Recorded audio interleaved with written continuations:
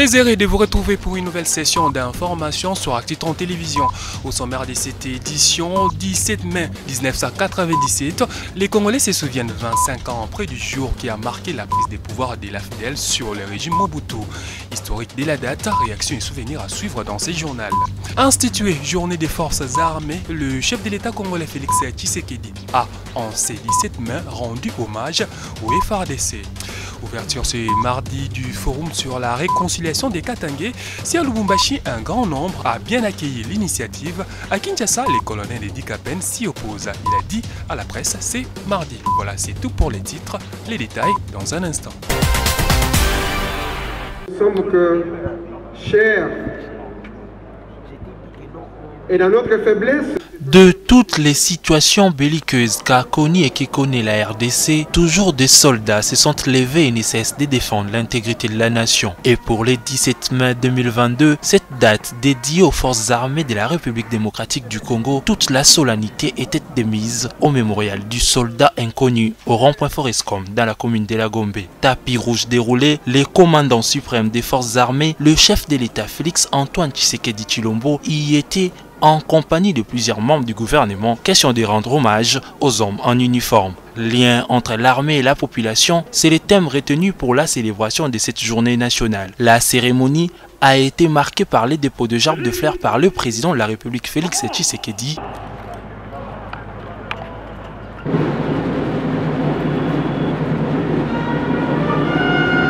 Une image qui a également marqué la fin de la célébration qui s'est poursuivie à la base militaire des FARDC située au camp Ndolo. Sur place, le chef d'état-major des FARDC a procédé au lancement de 3 journées portes ouvertes organisées dans le but de rapprocher la population des éléments en uniforme et encourager l'enrôlement au sein de l'armée nationale. Sous le haut patronage du président de la République, chef de l'État et commandant suprême des forces armées de la République démocratique du Congo, le ministre de la Défense nationale a lancé cette journée afin d'affermir les liens armée-nation, car l'armée étant une émanation de la population, celle-ci doit s'approprier son outil de défense et soutenir dans ses actions en vue d'une efficacité tant escompté.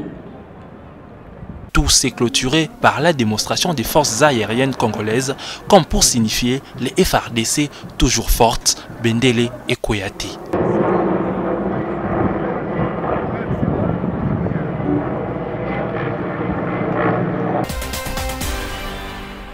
Ces jours-là, 17 mai 1997, Kinshasa tombe sans résistance entre les mains de combattants de l'AFDEL. Cette libération de la capitale Kinshasa vient sonner l'éclat du régime Mobutu et la fin de la longue marche des Kadogo débutée dans la partie est du pays plusieurs mois plus tôt. À la question de savoir quel accueil les Kinois ont réservé aux troupes de l'AFDEL, nombreux ont encore frais à l'esprit les souvenirs de ces jours. Et nous avons aussi recueillis à bras ouverts. Ils sont venus avec les armes, ils marchaient toujours en colonne par un. Et tu le verras, tu vois ces magasins, ce sont des petits garçons, je peux dire. Ces petits garçons, bon, comme nous étions auparavant comme avec nos étanceaux les Quinois, bon, on disait toujours, regarde, c'est Banoua Mike Rose, Bouki Bouki Boy. J'étais au niveau du quartier, plus précisément à Mongafoula. On regardait, on va célébrer, on va se manifester, on va se payer là. Non, il y a un ancien régime, quoi, puisque les gens sont déjà fatigués, l'ancien président Mobutu, paix à son âme, les déjà, le régime a signé au quota. Bon, on se paye là,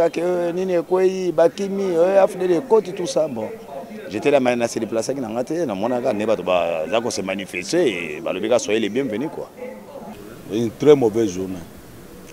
Une très très mauvaise journée depuis 60. Il n'y a pas une mauvaise journée comme les jours de l'entrée de l'AFDEL à Kinshasa. J'étais nerveux. Je n'ai jamais accepté que les Rwandais rentrent dans ce pays avec les armes. Jamais. tant que que bazako yo ba komi na niveau tant ba komi na niveau o ndako nanga pembeni ezalaki na kauka tant ba biba bazokoma côté boye to bima totala bango en tout cas to sepelaki to mona que to kabwani na dictature ya Mobutu batu baye pona ko libérer biso AFDEL. C'est ça. Tout le monde a eu des armes, tout et tout. En tout cas, on était étonnés. Tout le monde a eu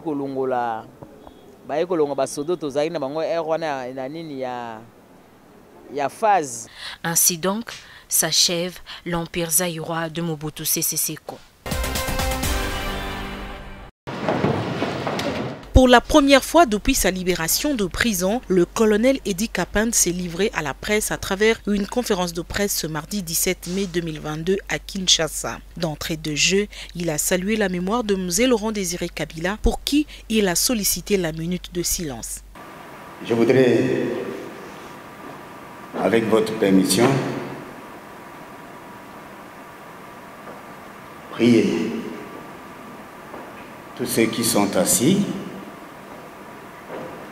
de se mettre debout pour observer une petite minute de silence en mémoire du président Laurent-Désiré Kabila, le soldat du peuple qui nous a quittés sans assurer son œuvre le 16 janvier 2001. La main sur le cœur, il clame encore devant la presse son innocence sur la mort du tombeur du maréchal Mobutu. Je sais qu'on vous a beaucoup menti. Celui qui a assassiné le président Laurent-Désiré Kabila s'appelle Rachidi Mouzer. C'est un soldat. Il était lieutenant, un des gardes-corps rapprochés du président. C'est lui qui a pris son arme, il a tiré sur lui. Ce n'est pas dit. Il adresse ses remerciements au président de la République, Félix-Antoine Tshisekedi Tshilombo, à qui il réitère encore sa loyauté. Je disais grâce à Dieu, j'ai survécu des choses horribles. Mais Dieu, comme je le disais, a touché le cœur du président Félix Tshisekedi pour me libérer de la prison.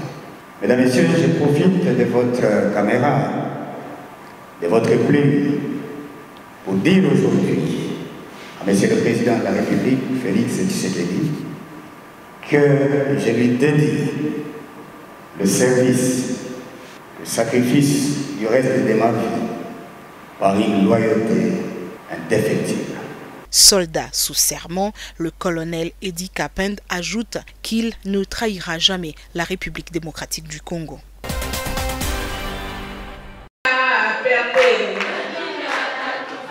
17 mai 1997, 17 mai 2022, 25 ans après l'entrée des troupes de l'AFDEL avec Laurent-Désiré Kabila. À cette occasion, le Parti de la Révolution populaire, PRP en sigle, a tenu à commémorer cette journée. Dans son mot, le secrétaire général du PRP est revenu sur le fait. Il a narré l'histoire du chemin du combat qu'a mené Laurent-Désiré Kabila jusqu'à arriver au 17 mai. Pas seulement commémorer la date, mais aussi ressusciter l'idéologie de notre père idéologique Laurent-Désiré Kabila, à travers son parti, le Parti de la Révolution populaire, le PRP, pour enfin redonner le pouvoir au peuple.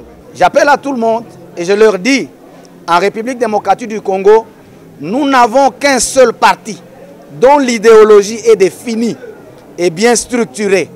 Nous n'avons qu'un seul parti qui a encore de main blanche, sur lequel ils peuvent compter, toute la République démocratique du Congo. Nous leur demandons de soutenir leur parti, d'adhérer au parti, de venir s'affluer au parti pour des enjeux futurs.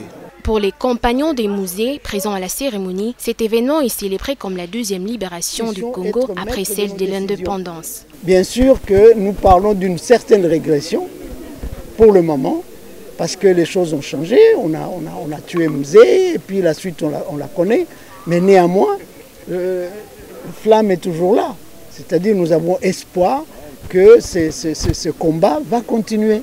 Il y a quand même quelque chose de bon, mais le combat continue du fait que quand nous avons commencé à réorganiser le pays, à reconstruire le pays, à développer le pays, les impérialistes, à mal de positionnement, ils sont venus nous court-circuiter Ils ont assassiné les leaders, ils ont tout embrouillé, tel que la philosophie politique qu'on a appliquée. On nous a imposé un autre système qui n'était pas nôtre.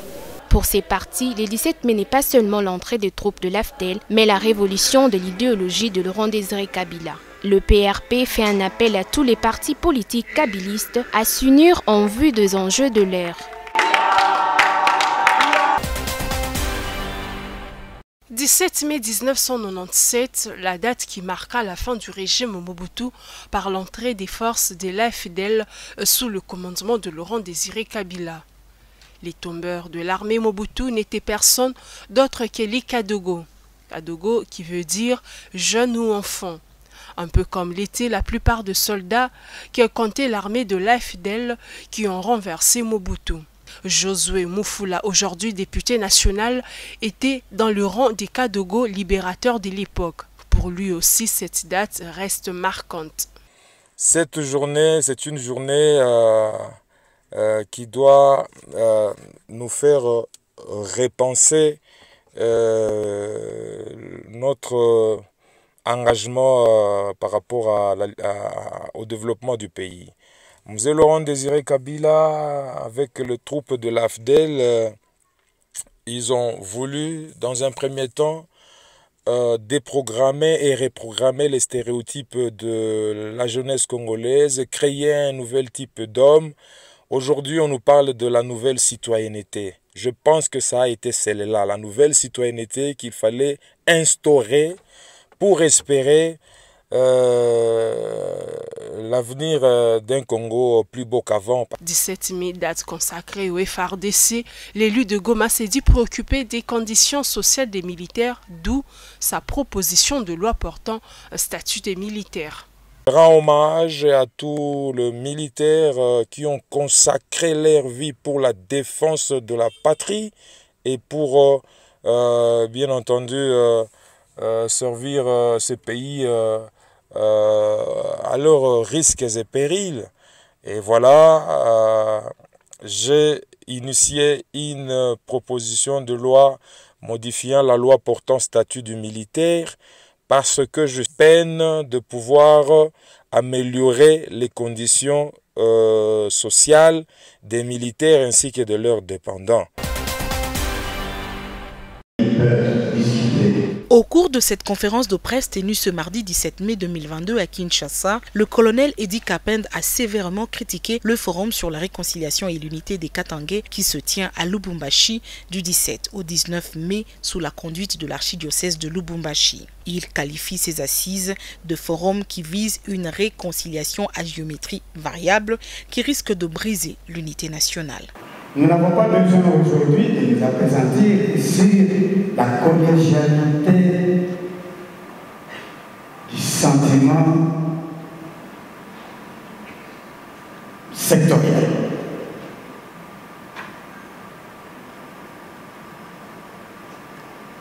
C'est le message que je vais envoyer.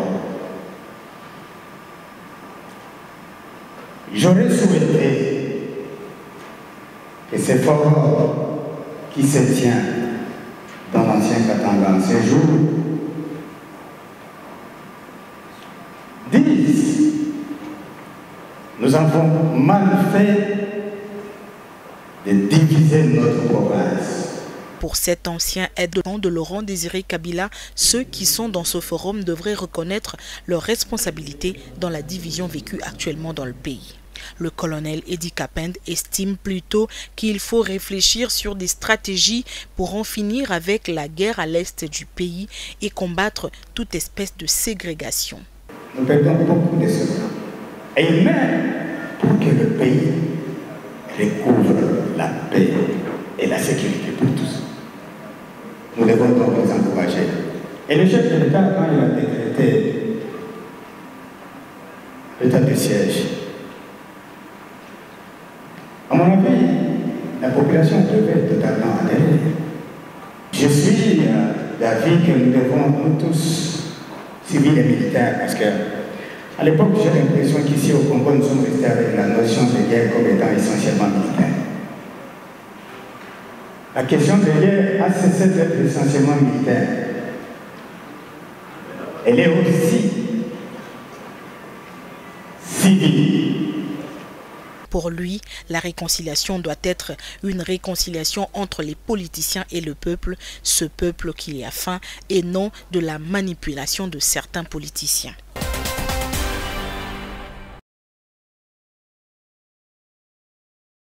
L'amélioration des conditions des femmes congolaises et du programme Excellencia, voilà les deux sujets qui ont conduit la première dame Denis Nyakeru à la primature pour une séance de travail avec le Premier ministre Jean-Michel Sama. Autour de la table, le ministre de la Santé, celui de la Recherche scientifique, la ministre du Genre, Famille et Enfants, ainsi que la vice-ministre de l'EPST.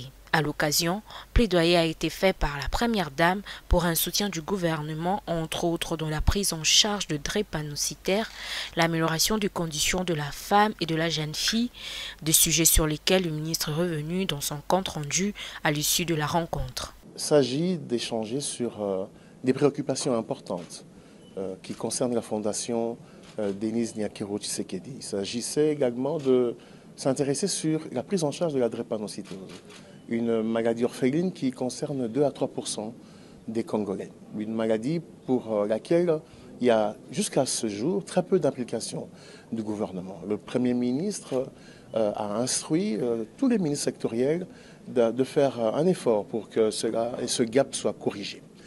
Également, la Première Dame et ses collaborateurs ont évoqué le questionnement sur l'autonomisation des femmes, l'implication des femmes au sein des forces armées et les forces de défense, et également l'éducation des femmes. On a retenu aussi l'importance du gouvernement d'appuyer le programme de la Fondation Excellencia. Au final, le gouvernement a pris acte de plaidoyer et de propositions de la Fondation Denis Nyakeru Tshisekedi. Nous avons d'abord prêté une bonne oreille, une bonne écoute au plaidoyer qui a été fait par la délégation. Nous avons, avec le Premier ministre d'ailleurs, accordé une grande importance, retenu une grande préoccupation, et tout sera fait au niveau du gouvernement pour rencontrer ces demandes. Par ailleurs, la Fondation Denis Nyakeru Tshisekedi, représentée par sa présidente, a salué la prise en compte par le gouvernement de requêtes antérieures, manifestées notamment par l'accès de femmes à des postes de responsabilité.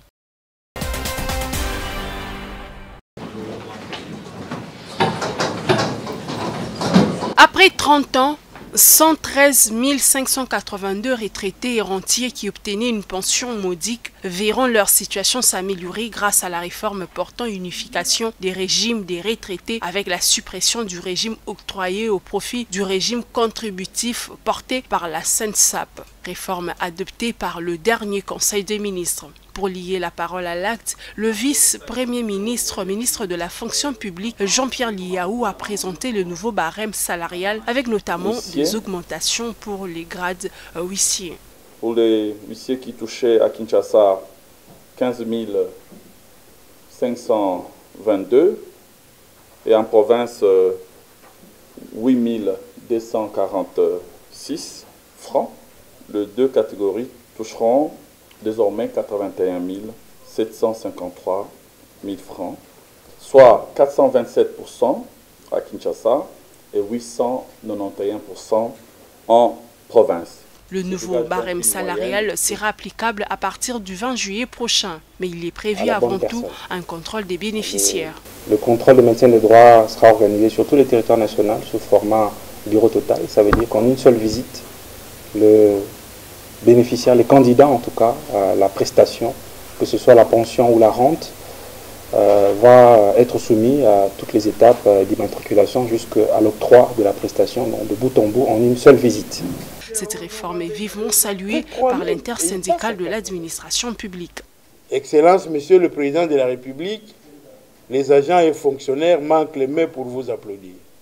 Il en est de même du Premier ministre, chef du gouvernement, qu'il trouve ici la gratitude des agents et fonctionnaires de l'État.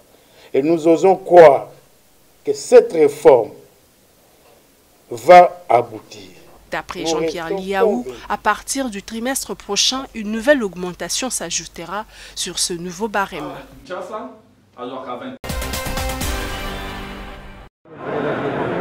Le député national André Claudel Loubaya a présenté lors de la plénière du lundi à l'Assemblée nationale sa proposition de loi relative à l'aviation civile. Dans son exposé, l'élu du Kasaï central a mis en avant autant d'innovations contenues dans son initiative parlementaire au moment où la République démocratique du Congo est dans la liste noire de l'OACI. Elle apporte un certain nombre d'innovations dans le secteur de l'aviation civile, destinées notamment à renforcer la législation en matière de répression des accidents et incidents d'aviation civile, à renforcer la législation en matière d'enquête d'incidents et d'accidents d'aviation civile, à renforcer la législation en matière de sûreté et de sécurité aérienne. L'initiative André Claudel Loubaya se veut également celle de l'amélioration du service des facilitations et des navigations dans les aéroports de la RDC. Nous en avons 53 au total, dont 5 ont le statut d'aéroport international, mais ils ne sont pas certifiés. Et les 48 aéroports qui restent ne sont pas homologués. Et donc l'importance, la raison d'être de cette loi, c'est de faire sortir la République démocratique du Congo et ses compagnies d'aviation de la liste noire dans laquelle ils figurent depuis plusieurs années, liste noire qui empêche nos compagnies locales de voler et de survoler certains espaces aériens, mais d'autre part aussi améliorer les services de facilitation et de navigation d'aide au sol dans nos aéroports et aérodromes de la République démocratique du Congo. Après des préoccupations soulevées par les élus nationaux lors du débat général, un délai de 48 heures a été accordé au député Loubaya pour apporter ses moyens de défense.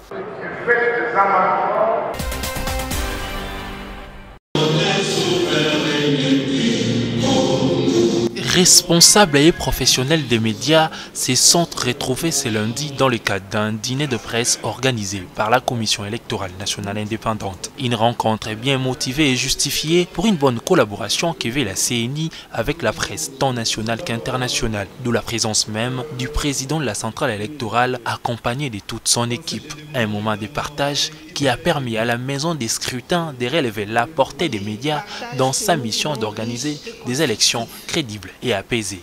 Par ce partage, mieux cet échange, la Commission électorale nationale indépendante veut se rassurer de la bonne collaboration qui doit s'établir, sinon se renforcer entre elle et la presse tant nationale qu'internationale. Le président et chacun des membres de l'Assemblée plénière de la CENI veut offrir à la population congolaise des élections libres, indépendantes et impartiales. Les représentants des médias, tous réunis dans une même salle, un moment propice pour la CENI dont son président Denis Kadima a présenté officiellement le nouveau logo de cette institution d'appui à la démocratie. C'est extrêmement important que la CENI se dote d'une nouvelle image. En réalité, la CENI est méconnue. Elle est très mal connue. Nous avons un groupe de professionnels qui sont excellents dans leur travail et vous n'avez aucune idée du sacrifice qu'ils consentent. Nous avons un personnel à tous les niveaux très engagé à organiser des élections et souvent au sacrifice de leur bien-être, de leur santé et tout ça. Quand on a ce genre de réalisation, c'est-à-dire des gens qui font un bon travail, il est important que cela soit communiqué. Entre deux jeux de questions-réponses, autant de sujets ont été balayés pour une collaboration tous azimuts dans le sens des sensibilisations des informations concernant le processus électoral. Processus électoral qui sera marqué par une tenue des élections dans les délais n'a pas manqué de rassurer Denis Kadima, président de la CENI.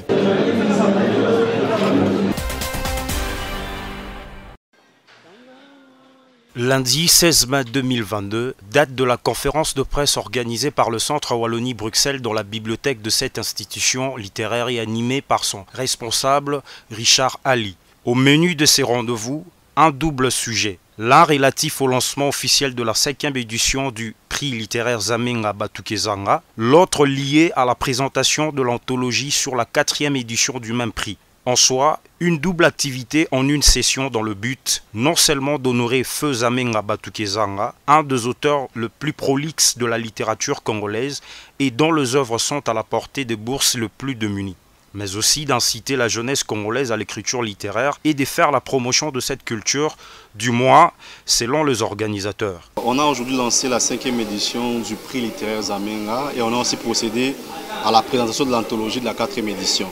Nous invitons tous les jeunes âgés de moins de 40 ans à participer à la 5e édition du concours littéraire Zamenga qui consiste comme ça à envoyer des nouvelles littéraires qui font moins de 10 pages à l'adresse prixzamenga@gmail.com. RDC est un pays d'écrivains, un pays en tout cas de grands talents littéraires et nous essayons à notre manière en tout cas de contribuer au développement de ce secteur-là. Dans le sens de cette promotion de la nouvelle génération des écrivains congolais, comme pour lier la parole à l'acte, Yannick Etan Kaumbo a été qualifié d'une enveloppe de $1000 américains pour son livre intitulé « Sous haute sécurité à Boulot ». Je suis le frère de Yannick Etan, qui est le lauréat du jour voilà, de la 4e édition du prix Zamenga. Bon, c'est quelqu'un qui écrit déjà depuis des années. Il est habitué à écrire, c'est un ingénieur informaticien à la base, mais qui est passionné par la lecture. Je suis très joyeux. Aujourd'hui, j'ai un des étudiants que je représente, M. Elenga Jonathan, qui a remporté en deuxième position le prix littéraire Zamenga. Et aujourd'hui, on a lancé la 5e édition. Lui a donc remporté la 4e édition. Et donc, il a gagné ce prix en deuxième position. C'est une fierté pour un représentant comme moi.